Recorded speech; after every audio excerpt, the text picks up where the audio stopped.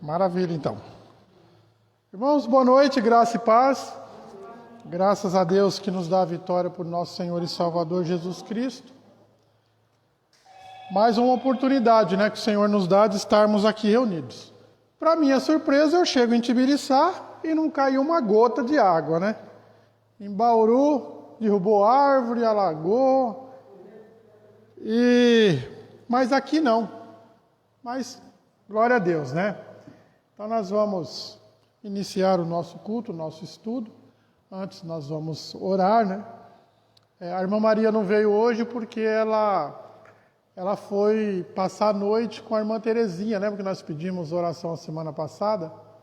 E domingo também, Então ela está internada, ela congregou com a gente numa outra igreja. E não tinha ninguém para passar a noite com ela, então a irmã Maria foi para lá para pernoitar e mandou a paz a todos vocês. Vamos então orar em favor da irmã Terezinha, em favor do irmão Benê, em favor da vida do Elias, da irmã Maria, a minha sobrinha que está aí fazendo quimioterapia, e algumas reações ruins, da quimioterapia, mas que Deus ajude que ela consiga passar firme por essa fase, E também pela irmã Valdineide, que está melhor. Domingo de manhã ela até conseguiu ir na igreja. E agradece aos irmãos, pelas orações em favor da vida dela. Também vamos continuar orando em favor da vida da irmã Margarida, do irmão Décio, da irmã Maria, mãe da Sônia Jorge. E pela família da irmã Eliana, que perdeu um ente aí querido a semana... Não, que dia que foi? Sábado? Domingo, Faleceu no sábado? Não, no domingo mesmo, E na internet. Oi?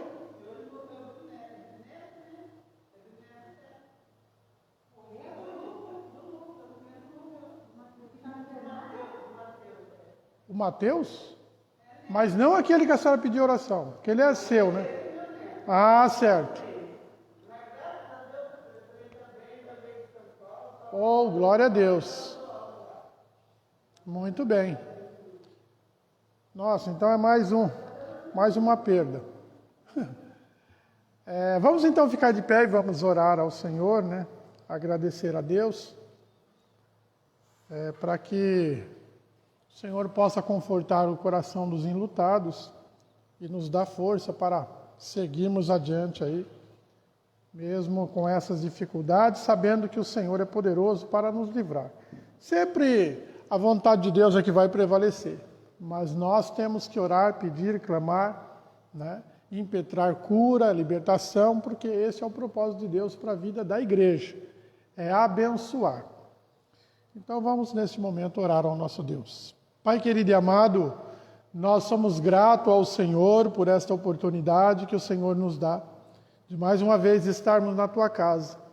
Queremos apresentar ao Senhor todos esses nomes que falamos, para que o Senhor nos ajude tanto a confortar os corações das pessoas que perderam aí os seus entes queridos, e também aqueles que estão enfermos, Senhor. Aquilo que for da Tua vontade, que for propósito Teu, levanta, tira dos hospitais, restaura a saúde. Deus, vai dando força àqueles que estão aí em tratamentos de doenças graves, câncer, Covid.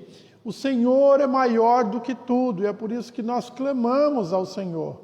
Nós Te louvamos por cada vida que o Senhor tem abençoado, o Senhor tem agraciado, o Senhor tem fortalecido, tem livrado, como o caso do menininho, do neto da irmã Dita, e está em casa, já está em Bauru. Nós louvamos ao Senhor por isso, porque o Senhor está sempre com as Tuas mãos estendidas.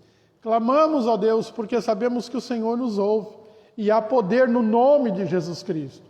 E é através deste poder, pela manifestação do Teu Espírito Santo em nossa vida e sobre aqueles que oramos, é que nós pedimos ao Senhor que haja cura, que haja libertação, que haja transformação de vida.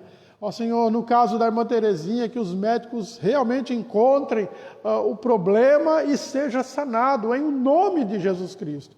Nós oramos porque sabemos que o Senhor é poderoso para isso. Nós cremos, Senhor, no Teu poder, cremos na Tua palavra.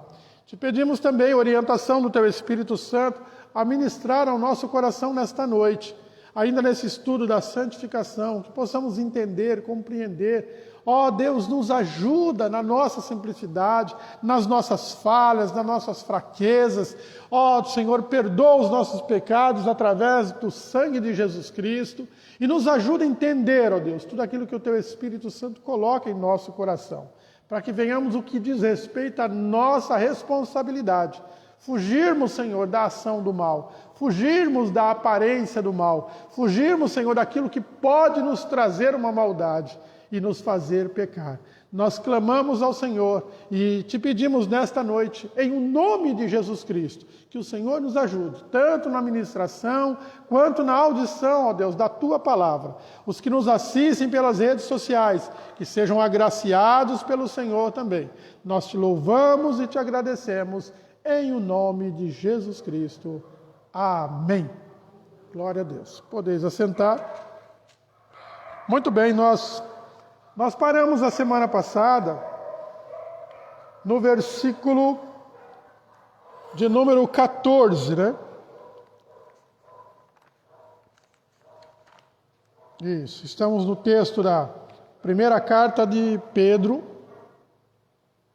tá? 1 Pedro, capítulo 1, e paramos ali no versículo de número 14, vamos só relembrar, aí depois a gente entrou um pouco em outros assuntos, né, que diz respeito à responsabilidade e situações que nós passamos na vida conjugal, com os filhos, por falar de obediência, né?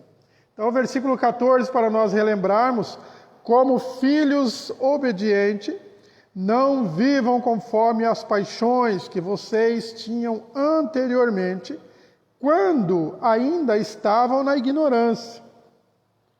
Versículo 15. Pelo contrário, assim como é santo aquele que os chamou, sejam santos vocês também, em tudo o que fizerem. Esse versículo de número 15, ele nos mostra um ponto de responsabilidade, porque ele diz, olha, pelo contrário, assim como é santo aquele que chamou vocês, que ele está falando aqui, que Deus nos chamou através da revelação em Jesus Cristo, pelo poder do Espírito Santo, o Senhor nos chamou, e Ele é santo. Se Deus é santo, para que nós andamos com Ele, precisamos estar em santidade.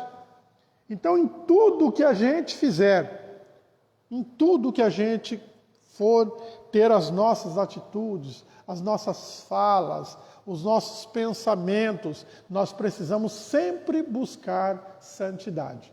É claro que nós vamos, até o final desse estudo, entender que é o Espírito Santo de Deus que nos santifica. Nós não conseguimos santificar, mas nós conseguimos buscar.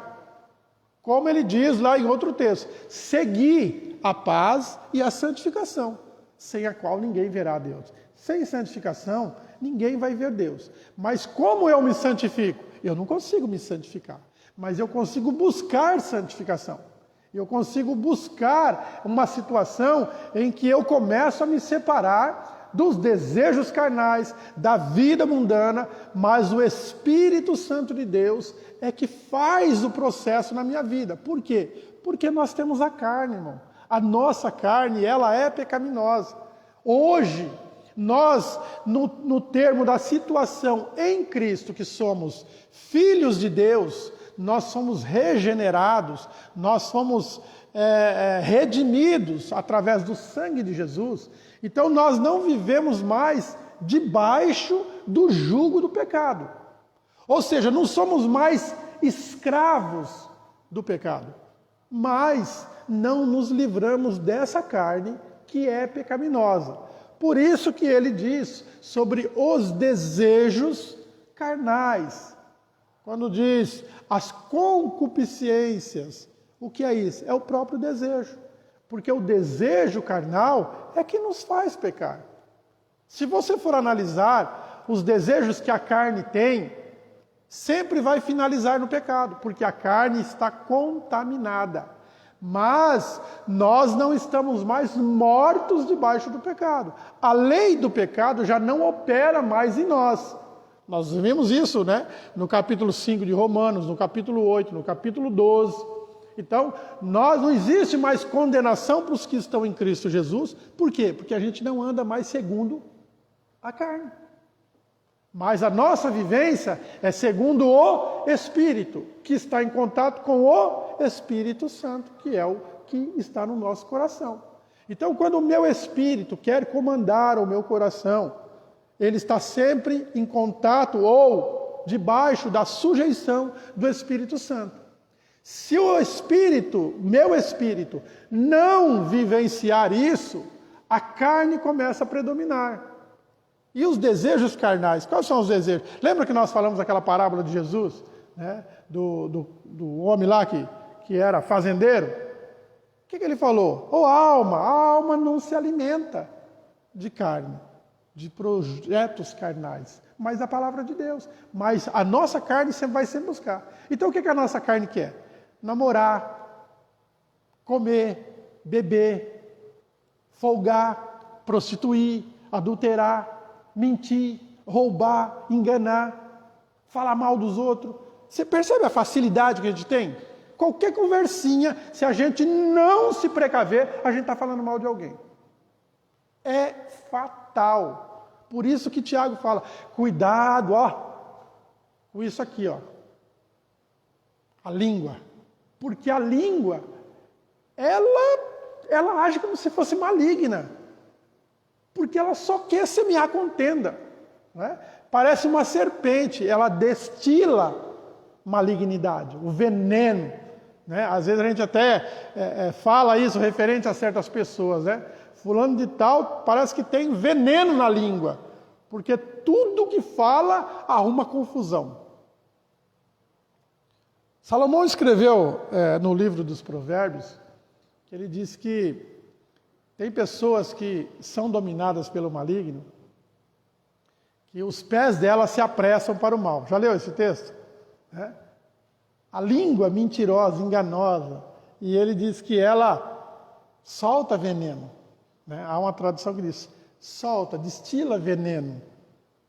Então, a pessoa não se contenta de ficar no seu lugar, mas ela tem que correr, os pés dela apressam para o mal. Que mal? Vai na casa da irmã Eliana, você viu o que a irmã Neuza fez? Aí vai lá na casa da irmã Neuza, você viu o que a Eliana fez? Mas também a Cleide, porque a Cleide ajudou. E a Dita estava no portão. E faz um inferno em Tibiriçá. Vamos usar Tibiriçá, que nós estamos aqui. Daqui a pouco, irmão, a cidade está numa porva só, por causa de uma pessoa. E aí você vai ver, não é nada daquilo. Tudo mentira. Aí a pessoa fala, eu me enganei. Que enganou? Você sempre esteve enganada, né? Mas pelo capeta, pelo Satanás, que é aquele que está sempre... Porque o diabo, ele age sempre na carne. O diabo não vai agir na nossa alma. Ele quer que a gente perca a salvação na alma. Por isso que ele trabalha. Mas ele não tem acesso na alma. O diabo não domina as almas. Não é?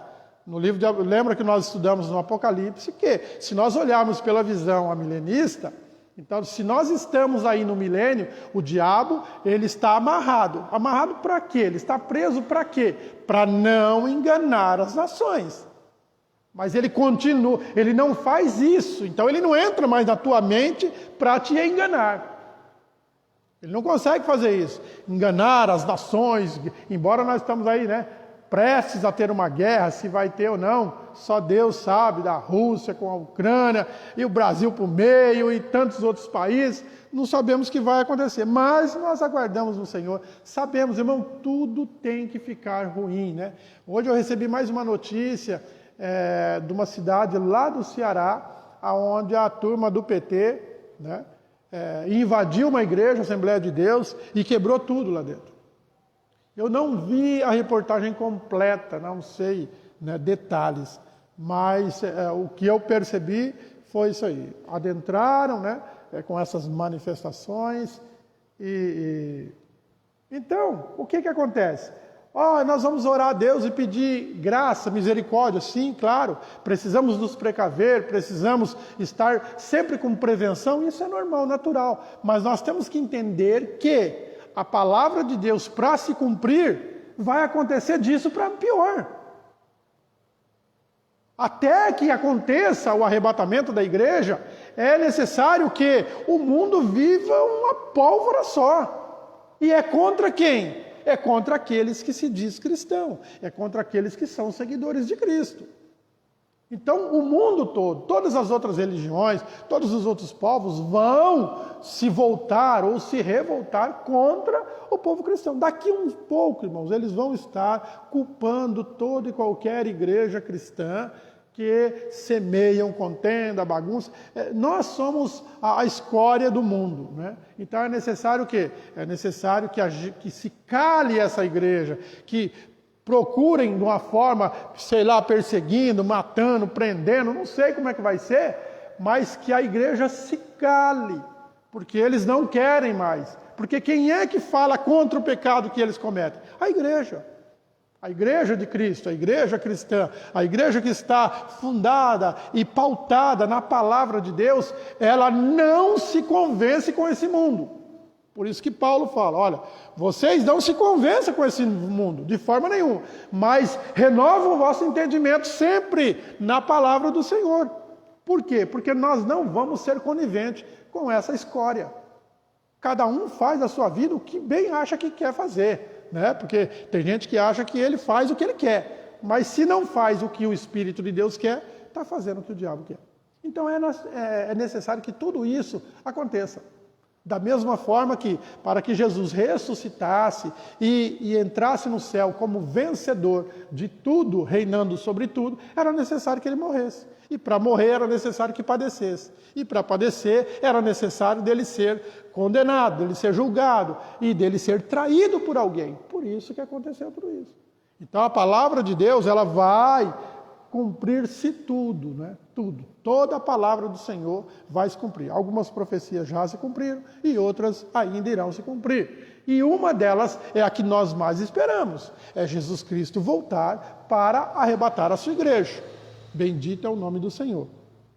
Então, nesse processo, nós precisamos cada dia mais nos afastar do mundo. E como que nós fazemos isso?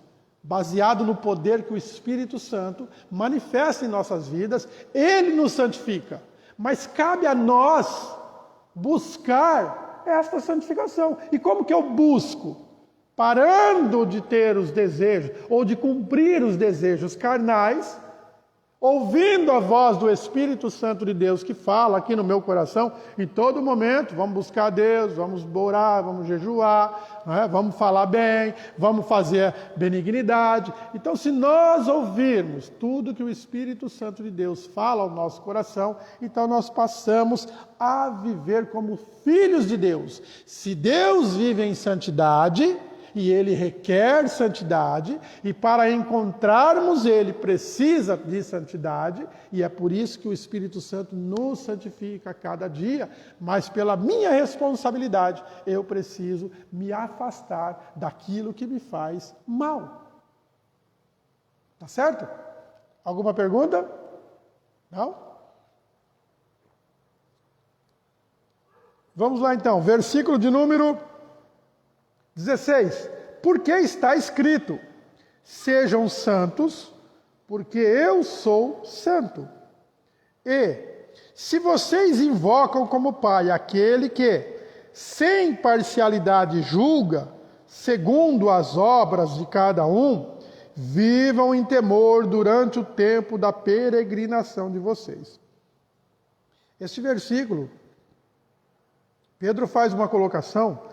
Olha, vocês invocam como Pai aquele que é imparcial no julgar segundo as obras.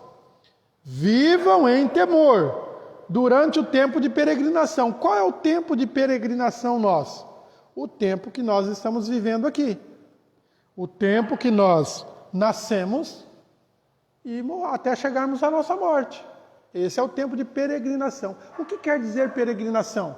Quer dizer que eu sou peregrino, você é peregrino. E o que é peregrino? É aquele que não é morador desse lugar. Tá certo? O Edson, aquele rapaz, Edson, né? Ou Sérgio? Aquele rapaz que está vindo? Edson, né? Eu e nome temos uma dificuldade. Ele me disse que ele é do Mato Grosso. Se ele é do Mato Grosso, então ele está peregrinando aqui em Tibiriçá. Só para a gente entender. Ele não tem residência aqui. Ele não nasceu aqui. Então, ele está passando um período. Até quando? Não sabemos. Mas então, quando você está peregrinando, você está passando por um lugar ou por locais que você não é daquele lugar. O povo de Israel, lá no passado, saíram do Egito e peregrinaram 40 anos no deserto até chegar à terra que, por herança, era deles. Então, no deserto, peregrinos. Em Canaã, moradores. Ou descendentes daquele local. Né? Porque, no caso, eles não eram descendentes, mas por herança. Deus prometeu a Abraão e deu essa terra para eles. Então, nós estamos aqui como peregrinos. Então, peregrino, você sabe que você não vai ficar muito tempo. A gente não sabe quanto tempo. Mas não vamos ficar aqui por todo o tempo. Vai chegar um momento, quer por morte natural ou pelo arrebatamento da igreja, que nós sairemos deste mundo e vamos para onde? Para um novo céu e a nova terra, que é a promessa que o Senhor nos fez. Né?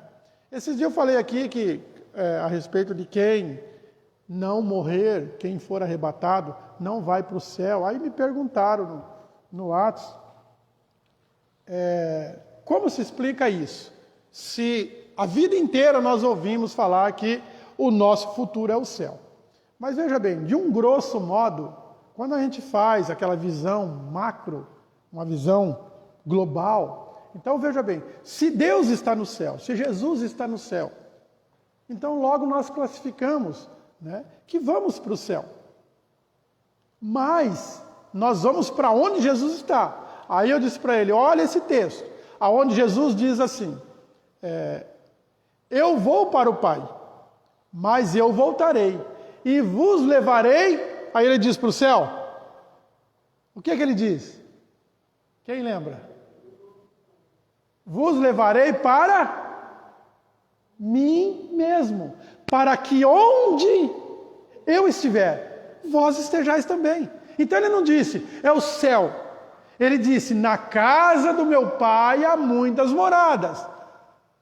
Também não disse que é o céu, porque Deus está no céu hoje.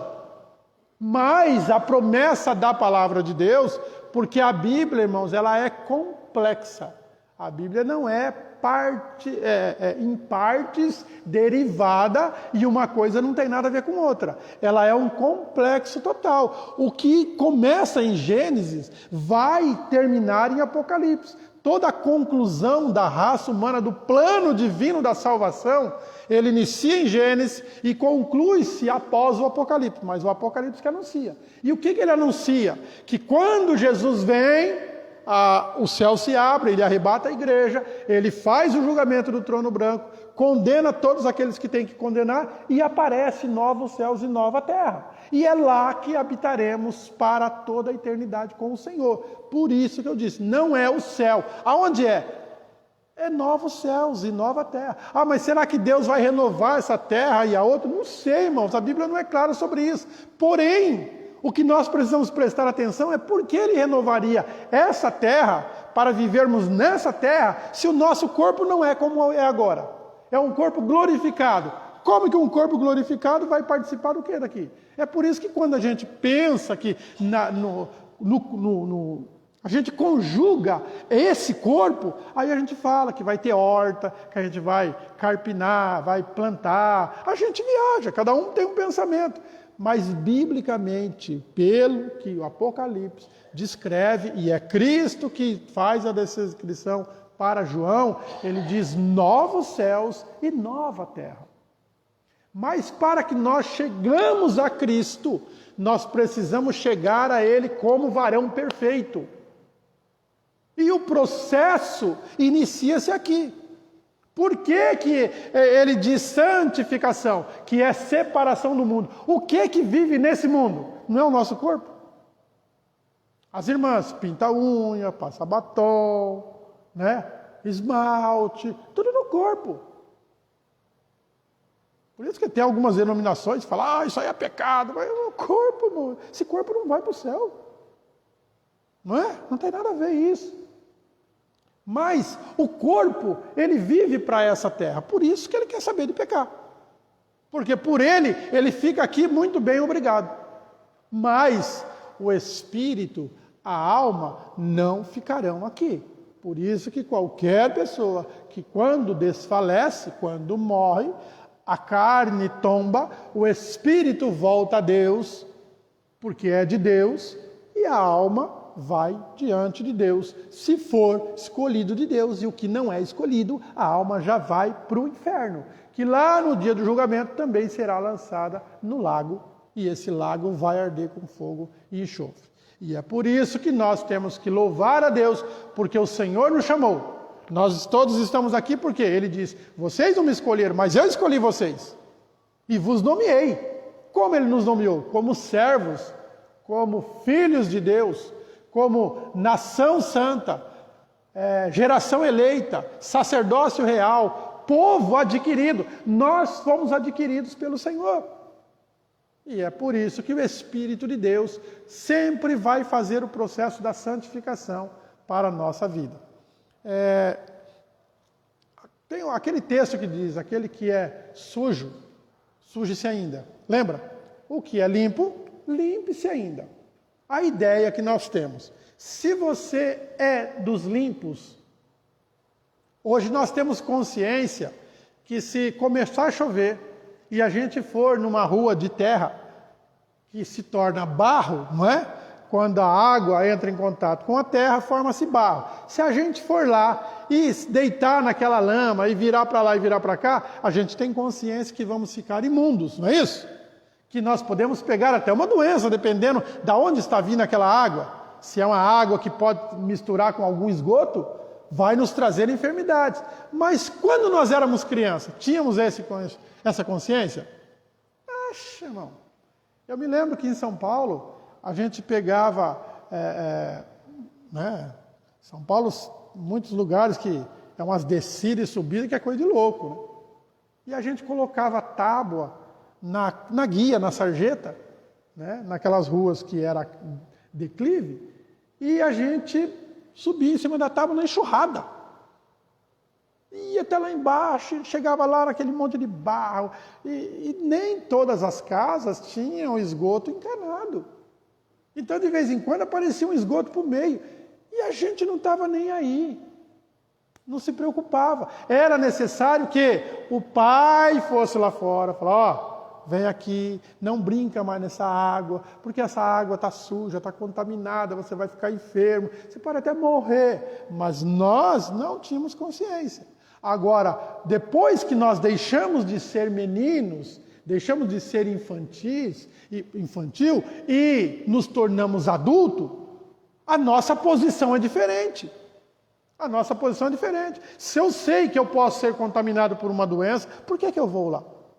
Então a gente nem descalço não vai mais, não é? A gente coloca uma bota tal, de borracha, no que nos protege, por quê? Para evitar a contaminação. Mas é necessário que, primeiro, alguém nos tire dessa imundície e nos mostre que isso faz mal. E esse é o processo de santificação do Espírito Santo. Então, se o Espírito Santo está me santificando, ele está mostrando para mim, mostrando para a minha carne, que eu preciso, ou para o meu espírito, que eu preciso prevalecer sobre essa carne, porque a carne vai me fazer imundo, então eu preciso, na minha responsabilidade, entender e me afastar disso. E no outro texto, nós encontramos, quando ele diz assim, Se o teu olho te escandaliza, corta ele. É claro que não é literal, né, irmão? Vai lá pegar a faquinha, o canivete. Não.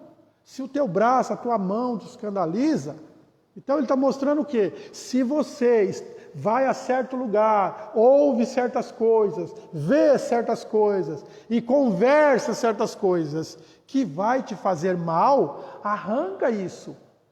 O que eu preciso arrancar? Hoje, eu tenho uma turminha de amigos que era da minha juventude, que eu não posso mais conviver com eles. Porque a fala deles não é mais a minha fala. A maneira de viver deles não é mais a minha maneira de viver. Eu até estava falando, né, um paralelo isso sobre o casamento.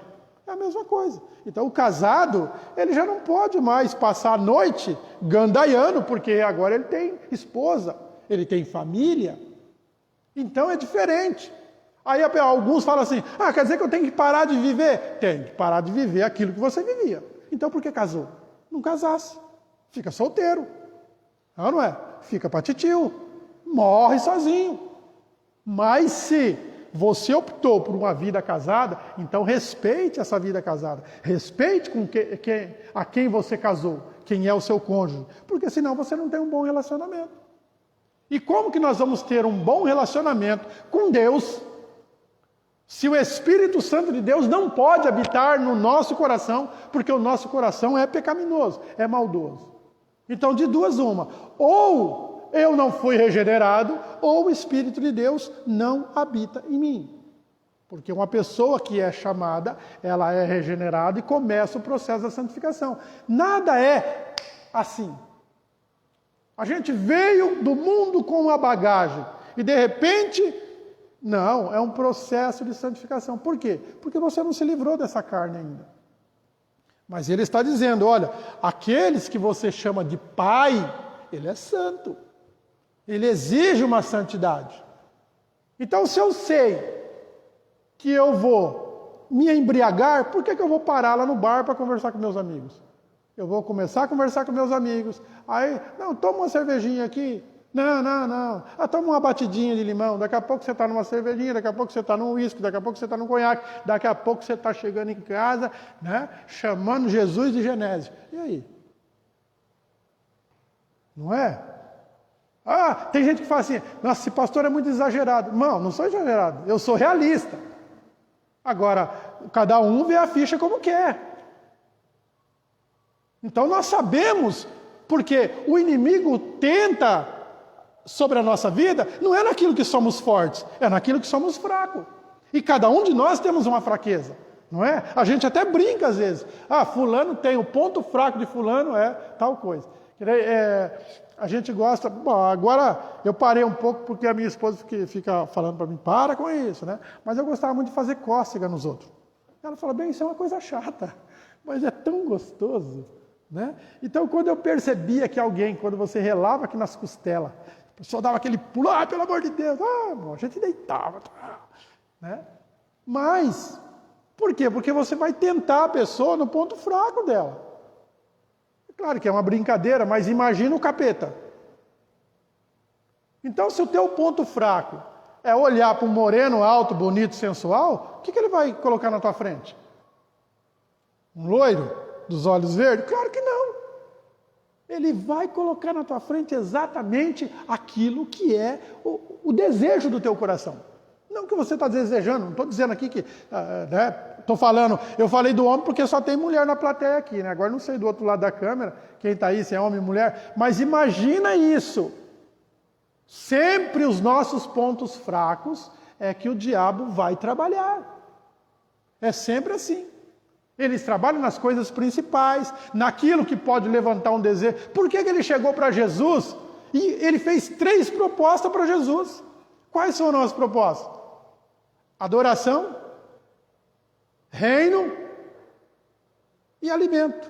Por quê? Vamos entender isso. Ele chegou e falou para Jesus, olha, você está com fome, não está? Estou. 40 dias sem comer. Então, por que você, já que você é filho de Deus, já que você é Deus, por que você não fala para essas pedras se transformar em pão? E aí você come, se alimenta. Por que ele falou isso para Jesus? Porque ele sabia que lá na frente Jesus ia falar: eu sou o pão da vida.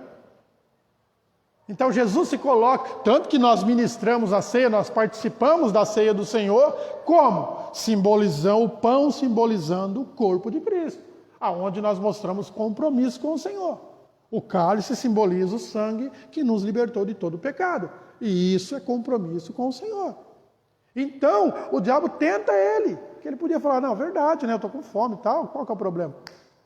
Transforma em pão, come. Jesus podia fazer aquilo? Claro que podia. Nem precisava transformar a pedra. Era só ele falar: eu quero pão.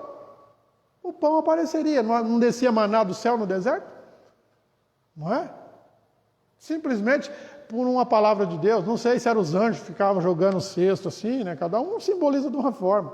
Mas simplesmente por um pensamento de Deus as coisas acontecem. Nenhum pensamento de Deus pode ser impedido. Então, me avisem da hora, tá? Não esqueça.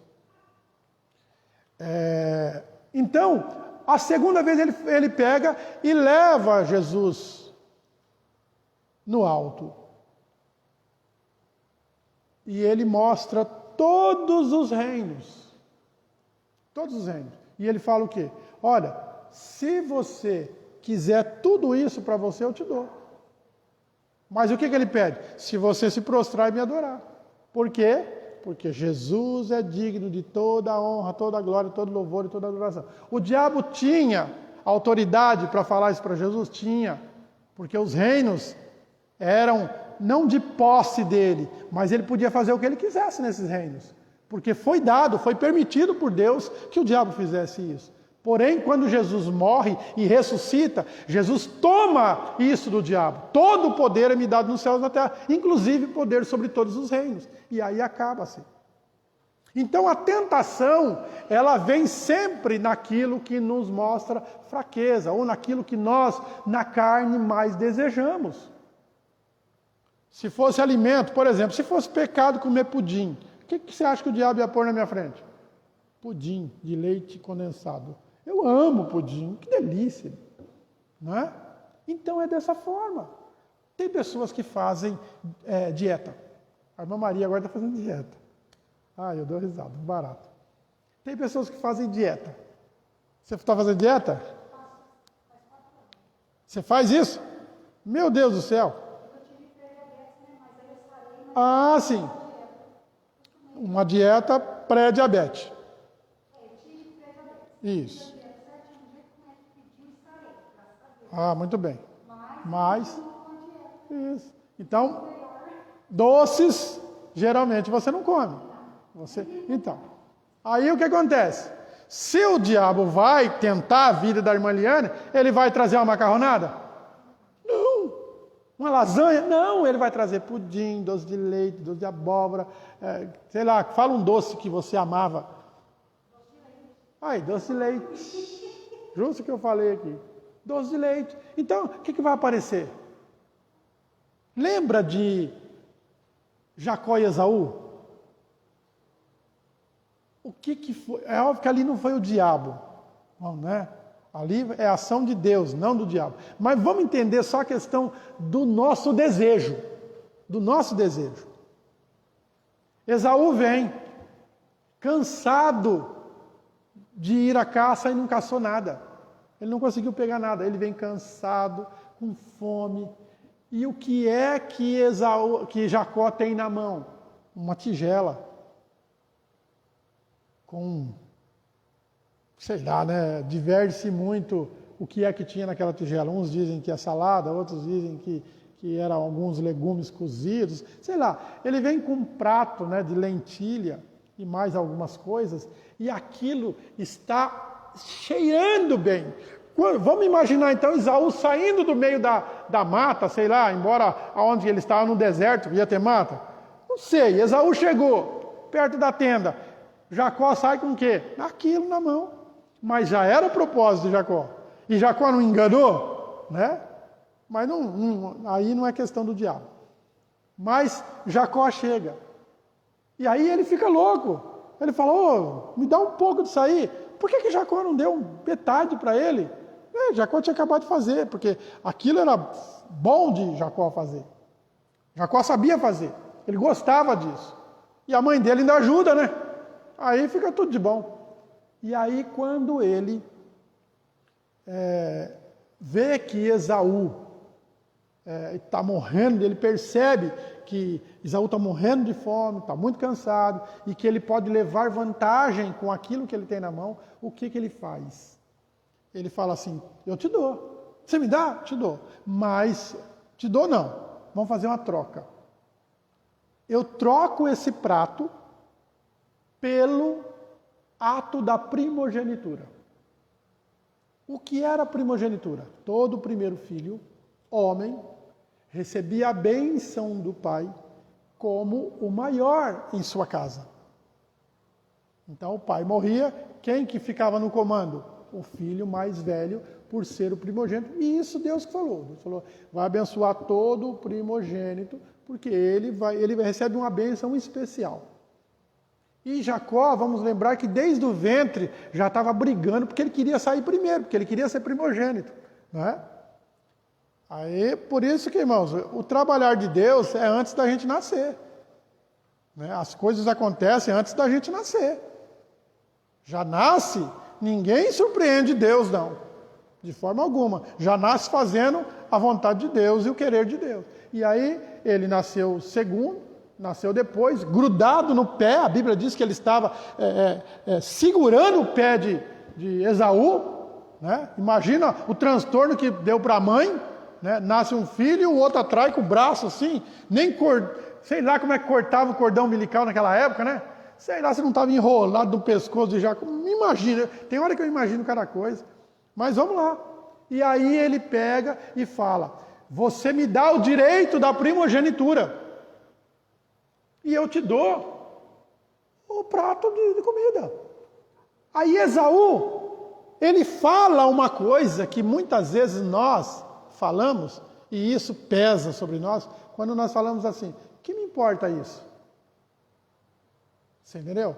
Às vezes o marido fala uma coisa para a mulher fala uma coisa para o marido, pais e filhos, que magoa, chateia, aí você fala, pô, você me magoou, ele fala, não estou nem aí que eu te magoei, problema teu, se vira, né? Como diz o outro, engole o choro e caminha. Só que isso começa a ficar ruim. O relacionamento já não vai ficar bom. E se não curar, uma hora vai dar esquisita a coisa. Vai ficar meio esquisito. Então, Esaú fala assim, que me adianta essa primogenitura? Que proveito eu tenho se eu estou com fome? Então ele desvaloriza a promessa de Deus sobre a primogenitura. É como ele fala assim, isso aí não vale nada, não serve para nada. A bênção de Deus, ministrada pelo Pai, ele diz que não valia nada.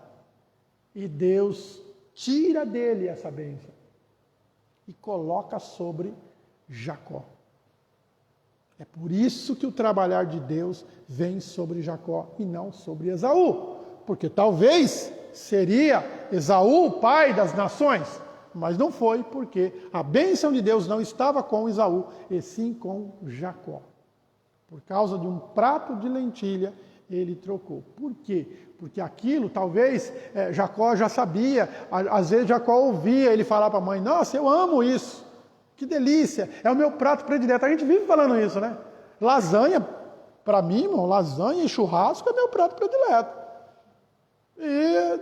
Né? Então agora vocês estão sabendo, lasanha é prato predileto e o doce é pudim de leite condensado, de jeito que você quiser fazer. Né? Aí minha esposa fala, você é muito pidão. Hã? Então, oh Jesus, irmãos, eu sonho o dia que eu vou atravessar a rua, porque a irmã Cleide mora aqui na frente, né? Eu vou atravessar a rua, assim como a gente vai ouvir de Jesus, né? Vindes benditos de meu Pai, possuir por herança o reino que vos está preparado desde a fundação ou antes da fundação do mundo. Eu fico esperando a mãe crente falar assim, vinde pastor e esposa, né? Senta à mesa, venham comer. Oh glória, quão maravilhoso será. Muita glória, né?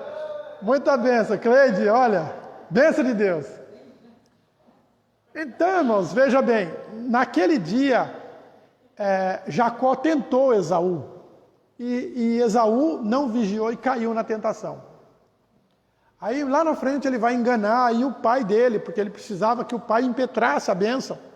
Então Esaú era bem peludo, Jacó era meio lisão, ele cata, a mãe dele dá a ideia, pega lá uma pele de um animal, coloca no braço assim, porque o pai dele estava cego, não enxergava mais nada.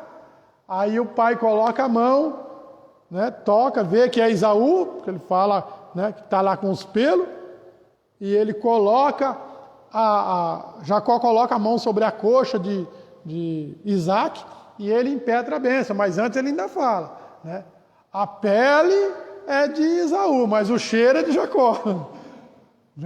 Ele não estava enganado não, mas como ele não enxergava, por que ele impetra a bênção? Porque Deus já tinha feito esse plano, senão Isaac teria voltado atrás. Mas isso aconteceu, por quê? Esaú escapou, ele não vigiou, ele trocou a sua bênção por causa de uma coisa que ele comeu, daqui a pouco não tinha mais e já acabou, porque tudo que a nossa carne quer é isso, são coisas passageiras. Por que Hebreus escreve sobre Moisés e ele fala assim, Moisés preferiu sofrer com o povo hebreu, com o seu povo, do que por um pouco de tempo ter o gozo do pecado sendo filho de Faraó. No caso, sendo neto de Faraó. Moisés, irmãos, poderia ser um Faraó, se ele tivesse ficado na linhagem. Porque como ele era filho da filha de Faraó, óbvio que adotado, mas ele foi criado como sendo da linhagem. Mas é claro que Deus não permitiu isso, porque o plano de Deus era outro, E nós sabemos muito bem o que aconteceu. Mas, então é necessário. Então, se um prato de lentilha me faz perder a cabeça, e aqui vale para aqueles que tomam um copinho de cerveja, uma garrafa de cerveja, tal, olha só, se um copo de cerveja, uma garrafa de cerveja te faz pecar, não chegue perto, evita. O Espírito de Deus não vai te impedir de você ir lá, mas Ele vai te cobrar, porque Ele está dizendo, não faça isso. Então a minha responsabilidade é o quê? Se o meu domínio próprio não cabe aqui, então eu não vou participar disso, eu não vou ficar nesse lugar, eu vou sair, tá certo? Eu tenho um colega, um amigo meu, pastor também, e a gente brinca muito sobre futebol e tal, e ele fala, eu não posso ir num campo de futebol, porque se eu for assistir o jogo, meu time estiver perdendo, eu perco o domínio próprio. Aí eu saio de lá em pecado. Então o que ele faz? Ele não vai, porque ele sabe que se ele for, ele vai pecar. Então aí tem a responsabilidade. O domínio próprio é desenvolvido em nós. É uma característica do fruto do Espírito, ok. O Espírito de Deus está aqui, o fruto está aqui, a característica está aqui, mas quem desenvolve? Eu e você. Eu e você. E nós temos que desenvolver a santidade, a santificação. Nós temos que desenvolver a nossa salvação. É dada por Deus gratuitamente. Salvação, como diz lá em Efésios, é dom de Deus, não vem de vocês. Deus dá, só que eu desenvolvo pela minha responsabilidade. Então que alguém quando olha para mim, não pode ver um Zé Cachaça falando que é pastor. Vamos lá na igreja do pastor Zé Cachaça? Qual que é? Aquela metodista lá. Você acha que alguém vai vir aqui? Não vai, irmão. Porque nós perdemos o domínio próprio. Deixamos de mostrar as características do Espírito, que são as características de Deus. E Pedro está dizendo, olha, aqueles que vocês chamam por pai, ele é santo. E o que você vai fazer? Que horas são, gente? Só para ver se... 10. Oi. Sim, mas era tarde. Ele se arrependeu, o Esaú se arrependeu de ter feito essa troca. Você entendeu? Só que era tarde demais. E aí quando ele ficou sabendo que o pai dele tinha abençoado, porque notícia ruim corre rapidão, Então eu imagino um fofoqueiro da tribo lá, da tribo não, que ainda não era tribo, mas lá da tenda de Isaac. Esaú está chegando, vai lá um fofoqueirinho. Você não sabe o que aconteceu. O que foi?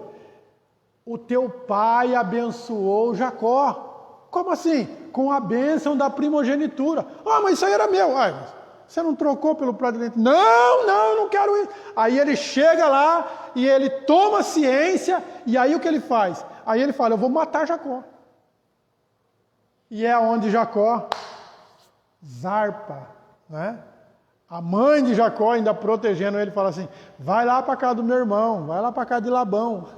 E ele vai.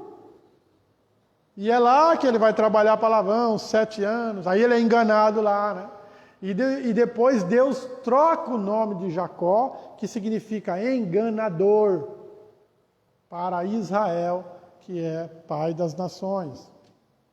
Então, Esaú se arrependeu, só que era tarde. Deus perdoou Esaú? Perdoou. Se ele se arrependeu, se ele pediu perdão a Deus, Deus perdoou. Qual é o problema? Deus é pronto a perdoar. Porém, a consequência Deus não tira.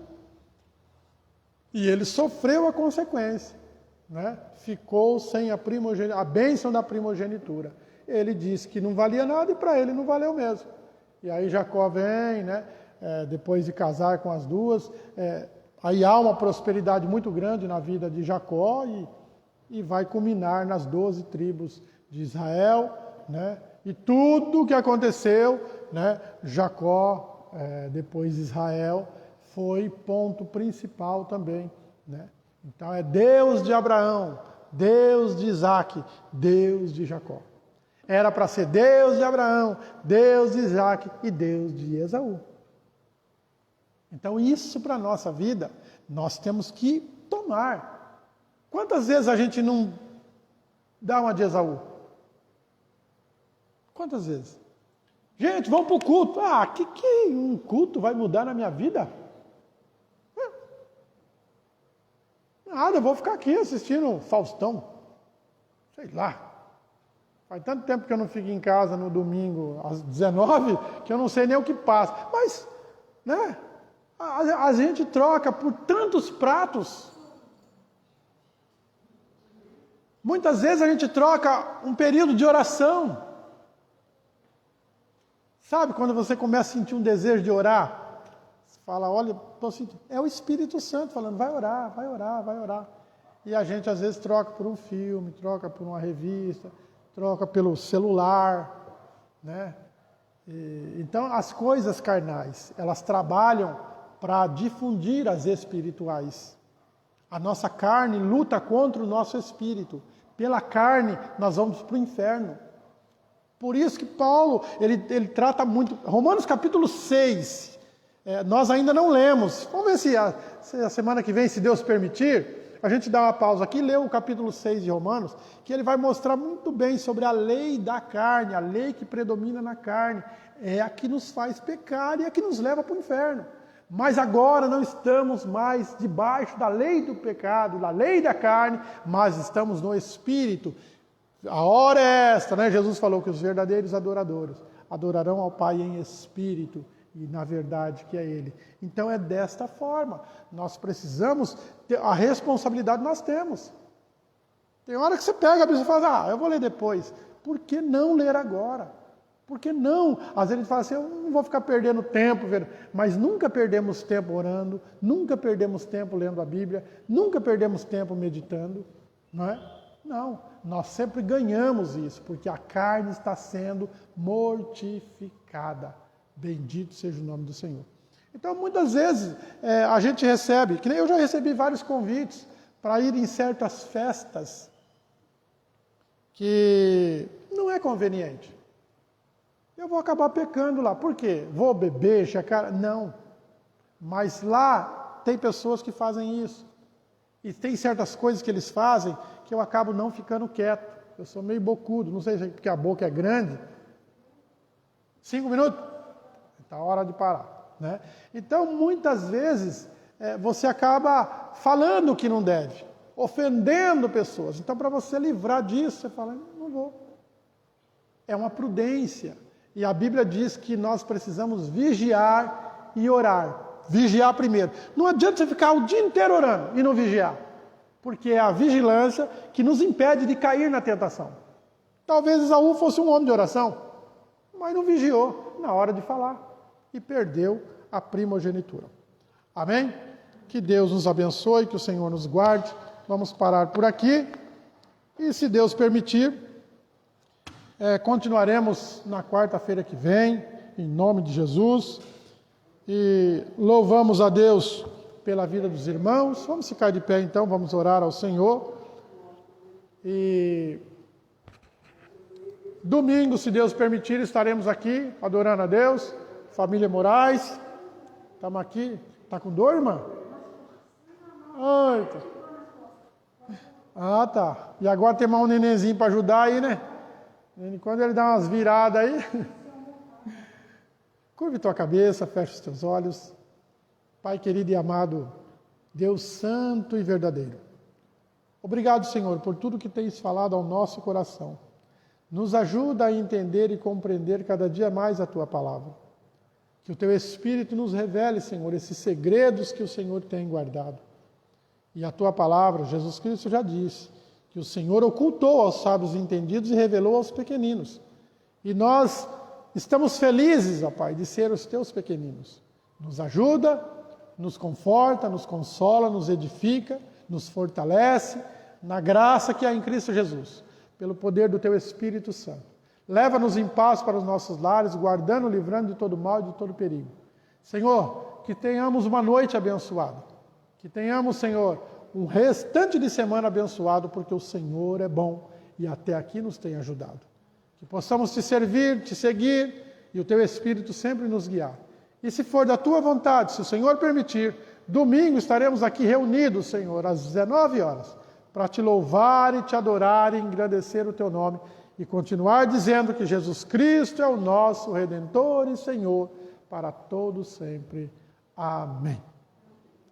Estende a sua mão. Que o grande amor de Deus Pai, a graça redentora e consoladora do Senhor Jesus e o Espírito Santo de Deus possa estar sobre a minha vida e sobre a tua vida, não só hoje, mas para sempre. E juntos vamos dizer amém. Vão com Deus e sejam abençoados. E até a próxima. Oi? Não vai? Mas tá bom, a gente vai estar orando por você. Deus abençoe, gente. Fica com Deus.